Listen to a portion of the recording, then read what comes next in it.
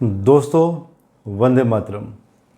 27 मार्च 2021 से वेस्ट बंगाल में इलेक्शन शुरू होने वाले हैं। आज हम इसके ऊपर विश्लेषण करेंगे कि किस पार्टी को कितनी सीटें मिलने वाली हैं एंड वो कौन सी पार्टी रहेगी जिसको जनता की सबसे ज़्यादा वोट्स मिलेंगे।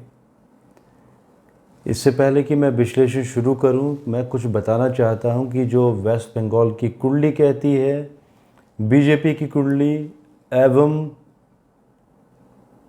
टीएमसी की कुंडली एक इंडिकेशन दिखाई देता है कि ये जो इलेक्शन होंगे इस बार, अगर आप लोगों को मेरी एक पुरानी प्रेडिक्शन, जिसका मैं लिंक भी शेयर कर दूंगा इसी वीडियो के साथ, यूएस की इलेक्शन के बारे में भी मैंने ऐसे बहुत पहले प्रेडिक्शन कर दी थी कि जिसमें टाइटल था थंबनेल का कि क्या यूएस में इलेक्शन होंगे भी, जिसमें मैंने कहा था कि अगर इलेक्शन हुए तो बहुत ज़्यादा कॉम्प्लिकेशन वाली स्थिति बन जाएगी, दंगे फसाद।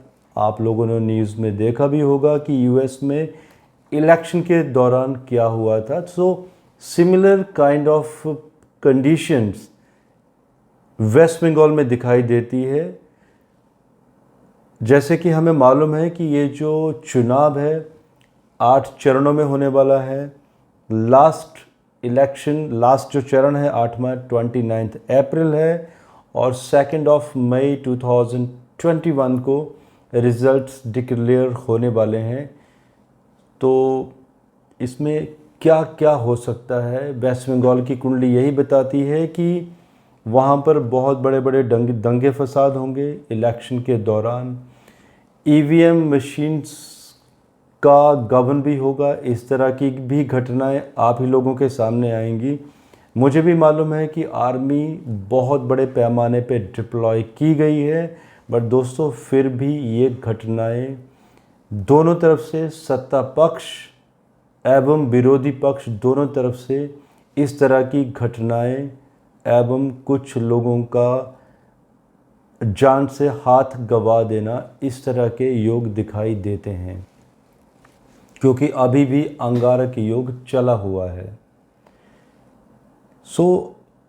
वेस्ट बंगाल में आगे विश्लेषण अभी हम करने से पहले मैं कुछ और भी बताना चाहूँगा। देखिए दोस्तों, जब भी हम विश्लेषण करते हैं मेदिनी ज्योतिष में किसी राज्य के बारे में, किसी मुख्यमंत्री या राजा ही कहा जा सकता है स्टेट का, तो बहुत ज़रूरी होता है कि राजा की खुद की स्वयं की अपनी कुंडली सामने हो। और जो मेरे पास अभी विश्लेषण निकल के आ रहे हैं, जो तथ्य निकल के, मैंने बहुत कोशिशें की इन दिनों में कि ममता बनर्जी जी की एवं शुभेंदु अधिकारी की accurate date of birth time मुझे मिले, लेकिन बहुत कोशिशों के बावजूद भी यही मालूम चला। बल्कि ममता बनर्जी जी की एक बुक भी आई थी पीछे मार्केट में, जिसमें उन्होंने कहा था कि उनका जो डेट ऑफ बर्थ एक्चुअल वाली है एंड जो पेपर्स में है उसमें 5 साल का कहीं ना कहीं डिफरेंस है। तो मैं ममता बनर्जी एंड शुभेंदु अधिकारी, इन दोनों कुंडलियों को कंसिडर नहीं करूँगा विश्लेषण के दौरान। इसमें मैंने दिलीप घोष जी की कुंडली के ऊपर विश्लेषण किए हैं, जिनकी कुंडली बहुत ही बेहतरीन है। बहुत ही बड़ा राजयोग का समय चला है उनका, बट हम उसको भी आधार नहीं मान सकते, क्योंकि बीजेपी ने दिलीप घोष जी को एज ए मुख्यमंत्री, एज ए नेता पेश नहीं किया है वेस्ट बंगाल का। तो जो आधार रहेगा वो रहेगा टीएमसी की कुंडली, जब टीएमसी फॉर्म हुई थी एवं बीजेपी कब फॉर्म हुई थी। आप ये दोनों कुंडलियां स्क्रीन पर देख रहे होंगे। तो सबसे पहले मैं विश्लेषण करने जा रहा हूँ टीएमसी की कुंडली का, क्योंकि एक बहुत ही बेहतरीन कुंडली है। और टीएमसी नो डाउट एक लोकल पार्टी होने के बावजूद भी बहुत जल्द सत्ता में कदम रखा था, और वेस्ट बंगाल की जो पार्टी थी सीपीआई, उसको उखाड़ फेंका था, जो 35 साल से राज कर रही थी वहाँ पर। इस कुंडली की विशेषता देखिए दोस्तों, मीन लग्न की कुंडली जिसमें लग्नेश एवं शनि एकादशेष आपस में इनकी एक्सचेंज बनी हुई है। शनि गुरु के घर में है एवं गुरु शनि के घर में, और एकादश घर में भी गुरु लग्नेश, पंचमेश चंद्रमा, नवमेश गुरु तीनों की युति साथ में बनी हुई है, एवं तृतीयेश शुक्र और अष्टमेश होने के बावजूद शुक्र का आय स्थान में मेदिनी ज्योतिष में पॉपुलैरिटी का हाउस कहा जाता है। शुक्र का साथ में होना मीन्स बहुत ही बेनिफिशियल ये चार्ट बन जाता है हर तरीके से, बिकॉज बहुत बड़े बड़े राजयोग, क्योंकि नवमेश एवं पंचमेश का चंद्र मंगल का साथ में होना ही एकादश स्थान में एक बहुत बड़ा राजयोग होता है। तो कहीं ना कहीं ये इंडिकेशन दिखाई देते हैं कि जब ये पार्टी फॉर्म हुई थी तो डेफिनेटली कुछ बहुत ही इंटेलिजेंट ज्योतिर्विदों ने इस मुहूर्त का निर्माण किया होगा, उस समय को डिज़ाइन किया गया होगा। थोड़ा सा मैं टीएमसी की बैकग्राउंड में भी जाना चाहता हूँ। जब ये पार्टी फॉर्म हुई, लोकल पार्टी होने के बावजूद अगर आप लोगों ने देखा होगा तो बहुत बड़ी ग्रोथ हुई पार्टी की। ममता बनर्जी जो कि अटल बिहारी वाजपेयी के टाइम पे भी कैबिनेट मिनिस्टर रह चुकी हैं, एवं उसके बाद कांग्रेस के कार्यकाल के दौरान भी वो कैबिनेट में मिनिस्टर थी। राहु महादशा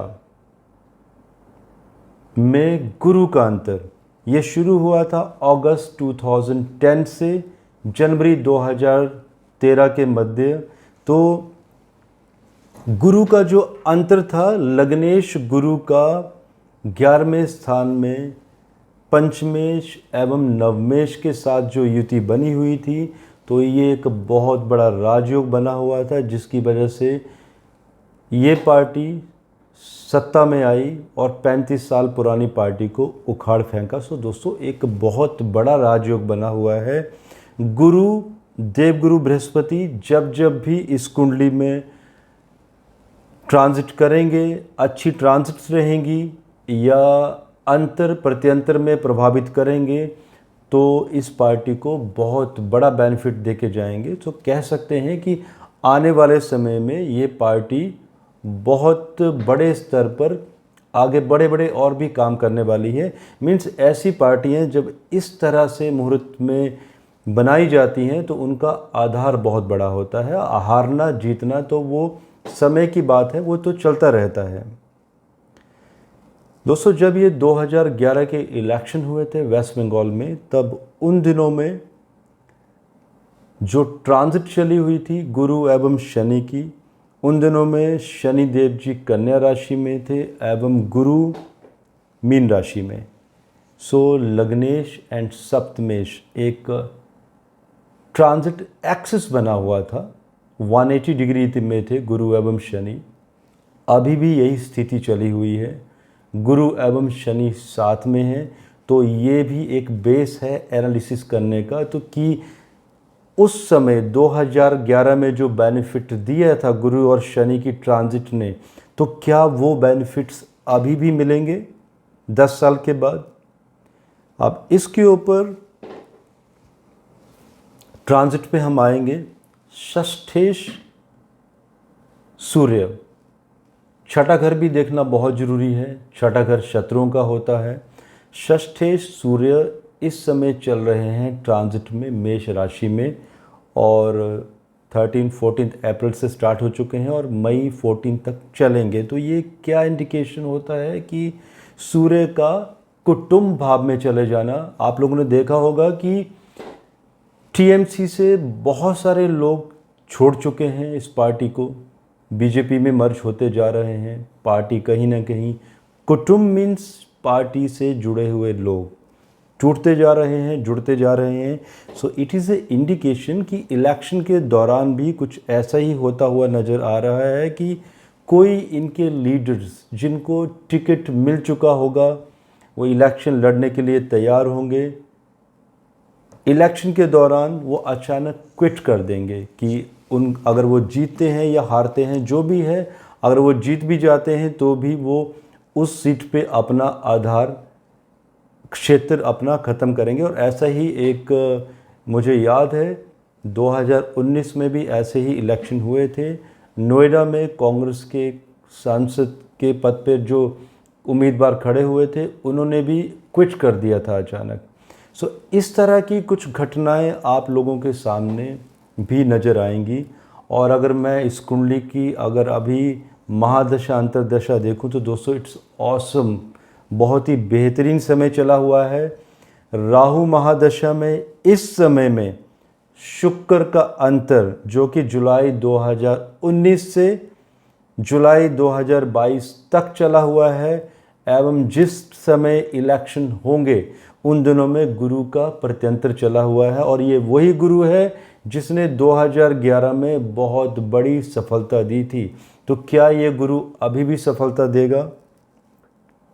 राहु, शुक्र एंड गुरु और सबका 11वें घर में कॉम्बिनेशन बना हुआ है, एक बहुत बड़ा राजयोग।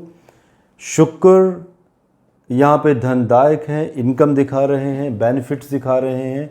लेकिन जब तक हम बीजेपी की कुंडली के ऊपर विश्लेषण नहीं कर लेते तब तक हम यहाँ पर कुछ सॉल्यूशन नहीं दे सकते, फाइनल प्रेडिक्ट देना मुश्किल होगा। लेकिन ये कुंडली एक विनिंग कुंडली है, मीन्स एक इंडिकेशन दिखाई देता है कि फिर से सत्ता प्राप्ति के योग। लेकिन हम बीजेपी की कुंडली का भी विश्लेषण करेंगे कि क्या उनको ज़्यादा पॉइंट्स मिलते हैं। शर्वाष्टक की भी गणना करनी पड़ेगी इसमें। हम ट्रांजिट को भी कंसिडर करेंगे। ट्रांजिट देखिए, इस कुंडली में 8 चरणों में चुनाव होंगे। 27 मार्च, 1 अप्रैल, हम यहाँ तक रुकेंगे, 2 सेगमेंट हो जाते हैं। दोस्तों इस कुंडली में जब इलेक्शन चल रहे होंगे, गुरु एवं शनि दोनों ही 11वें घर में ट्रांजिट करेंगे। बहुत ही बेहतरीन समय। 11वें घर में 31 पॉइंट हैं शर्वाष्टका में। आप ये समय अपने लैपटॉप में एंटर कर सकते हैं जो ज्योतिष के स्टूडेंट हैं, एंड आप कैलकुलेट कर सकते हैं कि शर्वाष्टका में 31 पॉइंट मीन्स कि जो 27 मार्च एंड 1 अप्रैल ये जो दो डेट्स रहेंगी, जो 25% चुनाव का जो समय है, ये टीएमसी को बहुत ज़्यादा बहुमत दिलाएगा। और अभी का भी जो समय चल रहा है, आज 13 मार्च को मैं रात को 10 बजे अराउंड वीडियो बना रहा हूँ। सो 13 मार्च से लेकर 1 अप्रैल तक बहुत ही बेहतरीन समय, लगातार इनका वोट बैंक बढ़ेगा। आप लोगों ने अगर टीवी न्यूज़ वगैरह में भी देखा होगा तो जो सर्वे निकल के आ रहा है, तो जिसमें कि वेस्ट बंगाल में यही पार्टी टीएमसी फिर से आती हुई नज़र आ रही है, क्योंकि गुरु उस समय ट्रांजिट कर रहे होंगे 11th हाउस में, इनकम आय का भाव। और गुरु लग्नेश भी हैं जिन्होंने पहले बेनिफिट भी दिया है। लेकिन अचानक ही 6 अप्रैल को भी चुनाव है, तीसरा चरण है।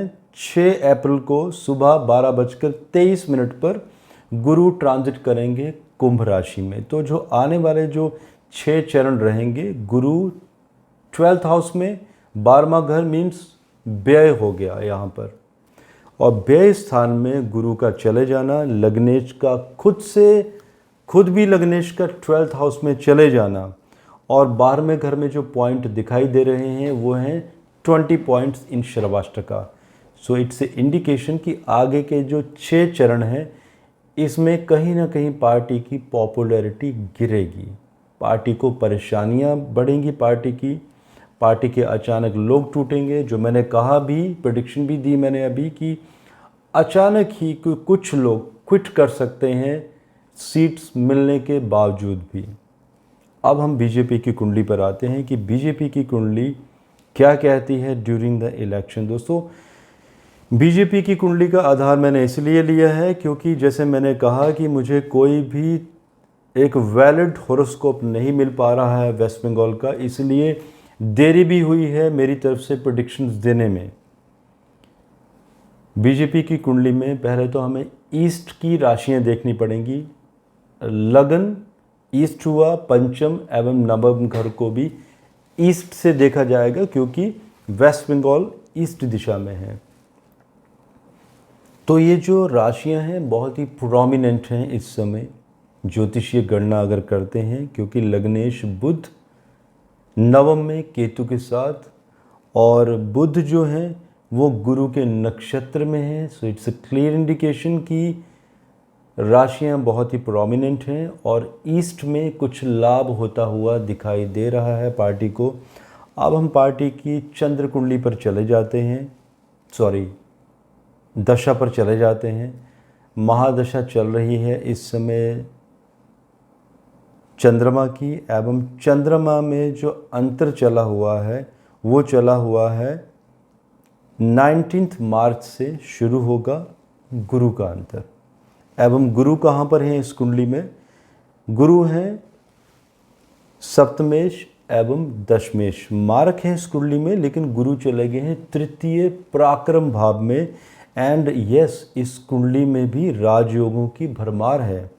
गुरु दशमेश, नवमेश शनि, लग्नेश बुध, सूर्य पराक्रम भाव में, सूर्य 10वें घर में। दोस्तों राहु का तीसरे घर में स्वयं चले जाना, एंड साथ में मंगल एकादश शेष का भी तीसरे घर में होना। इट्स ए क्लियर इंडिकेशन कि चंद्रमा में ये जो गुरु का अंतर है ये बहुत ज़्यादा बेनिफिट दे के जाएगा। सो बेहतरीन समय इस समय, लेकिन कब से? 19 मार्च 2021 से। सो 19 मार्च 2021 को कुछ ऐसा होगा इसके बाद कि अचानक ही बीजेपी को धीरे धीरे जो इनका वोट बैंक है वो बढ़ना शुरू हो जाएगा। अभी तक की बात करें तो बीजेपी अभी कहीं ना कहीं डाउन चल रही है। सर्वे में भी बीजेपी कहीं भी जीतती हुई नज़र नहीं आ रही है। अब हम ट्रांजिट की भी गणना करेंगे। ट्रांजिट में अगेन यहाँ पे परेशानी दिखाई दे रही है। गुरु का अंतर तो शुरू हो रहा है, लेकिन गुरु ट्रांजिट में जो ये 2 चरणों के चुनाव होंगे 27 मार्च एंड 1 अप्रैल, गुरु की ट्रांजिट अष्टम घर में चल रही है, मकर राशि में। 8वें घर में नुकसान, लॉसेस दिखाई दे रहे हैं। सो 6 अप्रैल मतलब पहले जो 2 चरण हैं 27 मार्च एंड 1 अप्रैल, बीजेपी को बहुत बड़ा नुकसान होने वाला है इन 2 चरणों में। वोट बैंक टूटेगा, आधार क्षेत्र भी खत्म होगा, पॉपुलैरिटी भी कुछ ना कुछ डाउन होगी। मैं कॉन्ट्रडिक्ट नहीं कर रहा हूँ दोस्तों। आप लोग सोचेंगे कि मैंने 19 मार्च के बाद बीजेपी का स्तर बढ़ता हुआ दिखाई ऐसे मैंने कैलकुलेट किया है।